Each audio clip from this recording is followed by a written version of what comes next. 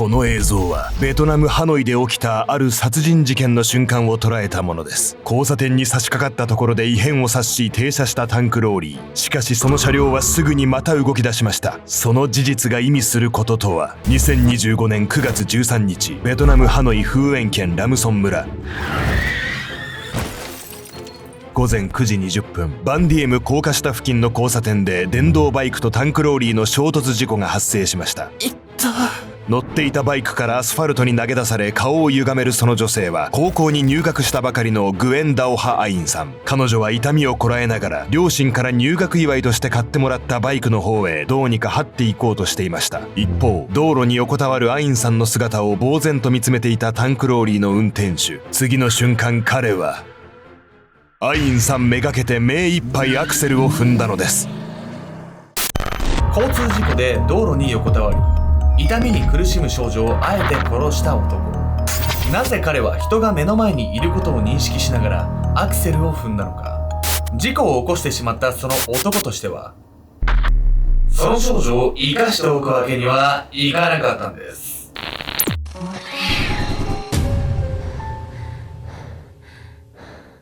おそすけちゃんです。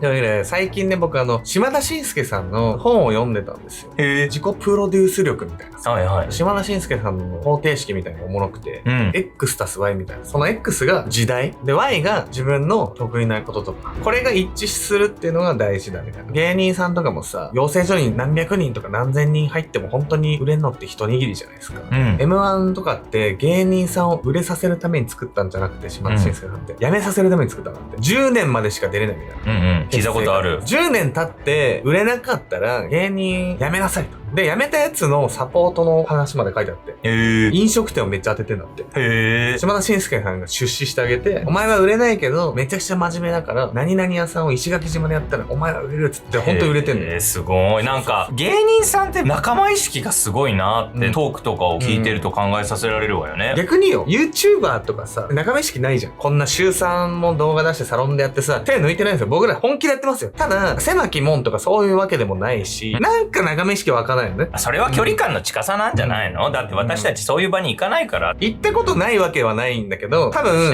片手で数えれるよね。でもウェルカムです。仲良くしてください。皆さんもね、いろいろこう、参考になる本をね、読んでみてはいかがでしょうか。というわけでね、この間僕も行ったね、ベトナムのハノイで起きた殺人事件なんです。この事件では15歳の少女がタンクローリーに引きずられて亡くなってしまうんです。そんな痛みが伴うのタンクローリーに引きずられるってもう押しつぶされるようなものよね。でもそれはさ、事故じゃなくて事件だったの？そうなんです。このタンクローリーの運転手には明確な殺意があったんです。事件の日、両親から高校の入学祝いで買ってもらったバイクに乗って出かけた少女は目も当てられない状態で亡くなってしまったんです。引き裂かれた親子の絆。2025年9月13日、ベトナムハノイフーエン県ラムソン村。娘はどうなりましたか？バンディエム高架下付近の交差点までやってきた女性は、そこに集まっていた警察関係者に必死の形相で問いかけました。その女性の名はダオティ・ゴック・リエンさん。リエンさんは高校に入学したばかりの娘グエン・ダオハ・アインさんが交通事故に遭ったと知らされ、すぐに現場へ駆けつけたのです。そこでリエンさんが目にしたのは、高校の入学祝いとして夫と2人でアインさんにプレゼントした電動バイク。夫婦は愛する娘のためになけなしのお金を出し合ってそのバイクを買ったんです。母リエンさんはそんな娘アインさんの成長を実感したつい2週間前の出来事を思い返していました。時は遡り、2025年8月末、15歳の少女アインさんは改まった様子で両親を呼びました。お父さんお母さん、今日初めてバイト代が入ったの。それでこれ少ないんだけど、いつもの感謝の気持ち。そう言ってアインさんが差し出した封筒には40万ドンの現金が、日本円にすれば2000円ほどですが、現地の高校生としては決して安くない額が入っていたのです。アインさんの父親は木工職人をしていましたが、仕事がある時とない時の差が激しく、収入は不安定。母親のリエンさんも織物工場で働いて家計を支えていたものの、給料はいいとは言えませんでした。夫婦は8年前に家を建てたのですが、その借金が返せず、未だに壁はペンキも塗られていないむき出しの状態。アインさんはそんな家計の苦しさをよく理解しており、高校入学と同時にバイトを始めたのです。アインさんはその理由を自分で学費を工面するためと話していたのですが、それは家族に気を使わせないための建前だったのかもしれません。彼女は両親への40万ドンだけでなく、妹や祖母にもそれぞれお金を渡していました。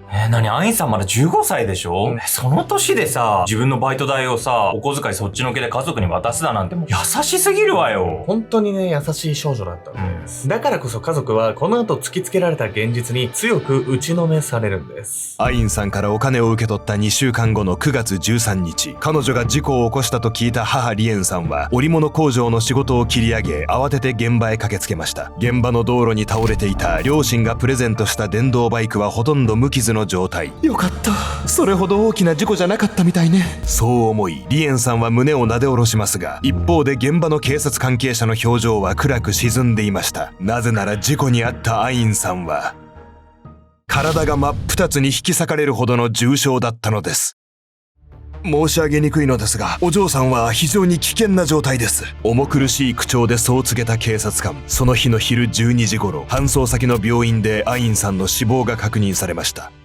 バイクがほとんど無傷なのにさ、体が真っ二つにされてるってもう普通じゃないわね、明らかに。そうなんです。アインさんはいかにして命を失うほどの重傷を負ったのか。事故の瞬間まで時間を巻き戻していきたいと思います。不可解な判断。事件があった2025年9月13日午前9時20分頃、両親に買ってもらった電動バイクに乗り、バンディエム高架下付近の交差点へ訪れたアインさん。対向してきたタンクローリーと衝突し、彼女のバイクは転倒。アインさんはバイクから投げ出され、道路に横たわりました。意識を朦朧とさせながらバイクの方へ這いずろうとするアインさん。彼女と衝突したタンクローリーはその場で停車。運転手は呆然と負傷したアインさんの様子を見ているようでした。そして次の瞬間、タンクローリーは再び動き出し、彼女を車輪に巻き込んで引きずったのです。タンクローリーの運転手はそのまま現場から逃走。その挙動は誰がどう見てもまだ生きていたアインさんを意図的に引き殺したようにしか思えませんでした。なんでアインさんが倒れてるって分かっててわざとさ、引き殺すようなことすんのよ。ほんと意味がわかんないですよね。意味がわかんないわよ。そのため警察はね、加害者はまともな精神状態ではなかったと考えたんですが、男は至って冷静だったんです。アインさんが亡くなったのと同日の夜7時頃、タンクローリーで彼女を引き殺し逃走していた男が警察へ出頭しました。その男の名はディンバン・ロン。警察がロンを検査にかけると、彼はアルコールも薬物も使用しておらず、冷静な状態でアインさんを殺害していたことが判明。その理由について彼は次のように語ったのです。事故を起こしてしまったら被害者は確実に殺さないといけないと思っていました。ロンはアインさんの家に線香をあげにも訪れており、被害者を悼む気持ちも持ち合わせていました。それにもかかわらず殺さなければいけないという矛盾した供述をしたロン。殺人がやむを得ない選択だったかのように話す彼は、一体どのような事情を抱えていたというのでしょうか。事故を起こしてしまったらその被害者殺さなきゃいけないってさ、めちゃくちゃなこと言ってない？余計に事態が深刻になるだけじゃないのよ。ますます意味が分かんなくなってきたわよ。ロンにとってはね、殺してしまった方がマシだったんです。続いて彼が抱いた殺意の理由について迫っていきたいと思います。運転手たちの闇のルール。2025年9月13日午前9時20分、バンディエム高架下付近の交差点でロンはひどく動揺しながら自身のタンクローリーを停車させた。やばいぞ、人を引いちまった、どうすんだよ。目の前にはバイクから投げ出され道路上に横たわるアインさんの姿が。その瞬間、ロンの脳裏に浮かんだのは彼女の治療費や賠償金のこと。ロンがタンクローリーの運転手になったのは、地元でやっていた商売が失敗し、銀行の差し押さえで自宅さえも失ってしまったため、多額の借金を負ったその状況で賠償金など求められれば、それは人生が完全に積んでしまうのと同じに思えた。傷だらけのアインさんを前に必死に思考を巡らせるロン。そして彼が思い出したのは、ドライバー仲間から聞いたある言葉だった。一生面倒を見るより一度刑務所に入る方がマシ。事故で相手に重傷を負わせた場合、治療費や介護費など長期的な経済的負担がのしかかってくる。いっそのこと相手を殺してしまった方が、葬儀費用や慰謝料などの一度の支払いで済む分負担は少ない。ベトナムのドライバーの間でまことしやかに囁かれているその闇のルールは、藁にもすがる思いのロンにとっては都合が良かった。私に彼女のこの先の治療費を支払う余裕はない。だったらこのまま。ロンは意を決したようにハンドルを握り直すと、ごくりと唾を飲み込んだ。そして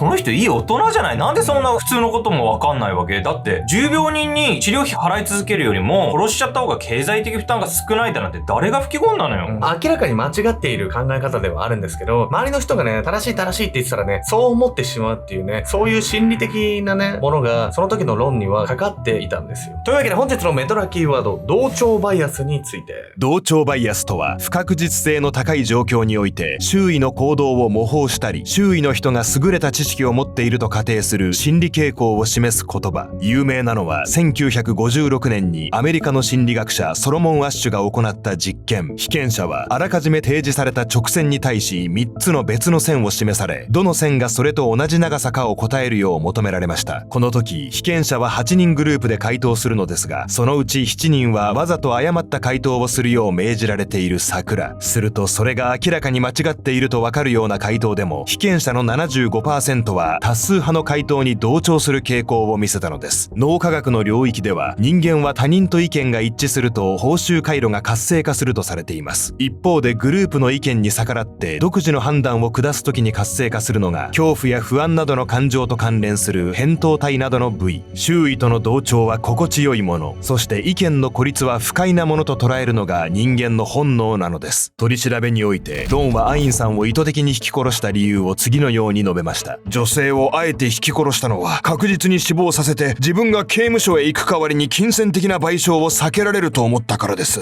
事故を起こしたらいっそ殺してしまった方が経済的負担は少なくなる。その考え方はベトナムの大型車ドライバーの一部で長年暗黙の了解となっていたものだと言いますが、当然事実とは異なります。そもそも刑事責任と民事賠償責任は別々のもののため、殺人で服役中の身であったとしても賠償金を支払う責任を逃れることはできません。殺人に手を染めてしまったロンの選択は、経済的負担が軽くなるどころか逆に重くなる行為に他ならないのです。商売に失敗して借金を負ったことからタンクローリーの運転手となったロン。自宅を銀行に差し押さえられていた彼には定住している家がなく、帰郷の際には兄弟の家に身を寄せていたといいます。ロンは2度の結婚と離婚を経験しているのですが、その際も自身は財産を放棄し、妻に全てを残して家を出ていました。彼は経済的に首が回らない状況で事故を起こしたがゆえに、まともな判断力を失い、ドライバーの闇のルールに従ってしまったのでしょう。借金で苦しい状態だったのかもしれないけども、殺人を犯してしまってる以上同情はできないわよ。被害者はね、まだ15歳っていう若さで命を絶たれてますからね。何より驚きなのが、多額の賠償金を払うくらいならね、人を殺した方がいいって、そう思ってるドライバーが実際数多くね、存在しているっていう、この事実なんですよ。事件の翌日、ハノイ市公安局はロンを殺人の容疑で緊急逮捕。被害者が16歳未満であったこと、賠償責任を逃れるためという身勝手な動機、負傷した被害者をさらに引きずるという残虐な行為。それらの情状からロンには最高で死刑が下される可能性もあるとされています。わずか15歳で命を絶たれたアインさんや、親孝行で優しい娘を突然失った遺族の痛みを思えば、それも当然の報い。事件の日、電話でアインさんが深刻な状態だと知らされた祖母ゴアンさんはショックを受け、1時間ほど放心状態だったといいます。そして1時間後、ゴアンさんがようやく電話をかけ直した頃には、アインさんはすでに亡くなっていました。ゴアンさんはその時の気持ちを次のように語ります。アインが亡くなる少し前、もうすぐ高校生になるのよおばあちゃんと嬉しそうに話していたことを思い出します。あの子は高校に入学したばかりで、これから楽しいことがいくらでも待っていたはずなのに。また母親のリエンさんはアインさんがいなくなった家の状況についてこう話しました。アインがくれたお金は私も夫も使うのが惜しくて取っておいたんです。夜はいつも妹のお守りをしてくれてた。その姿がなくなって家の中は寂しく冷たくなりました。借金苦から事故を起こしてしまった現実を直視できず、経済的負担が軽くなるという根も葉もない噂を頼りに殺人を犯してしまったロン。先の見えない不安に襲われた時、人は周囲の意見に流されてしまう生き物なのかもしれません。しかし何をおいても殺人が肯定される状況などあっていいはずがありません。無責任な噂を口にする一部のドライバーたちは、遺族の苦しみがどれほどのものか、どれほどの重責かを理解していないように思えます。事件を受けて世間からは、故意に被害者を殺害したドライバーには極刑をもって厳しく対処すべきという意見が相次ぎました。事件によってベトナムにおける一部のドライバーの倫理観の欠如が浮き彫りになり、ドライバーという職業に対しての道徳教育の強化が求められているのです。あなたは不安に苛まれ、間違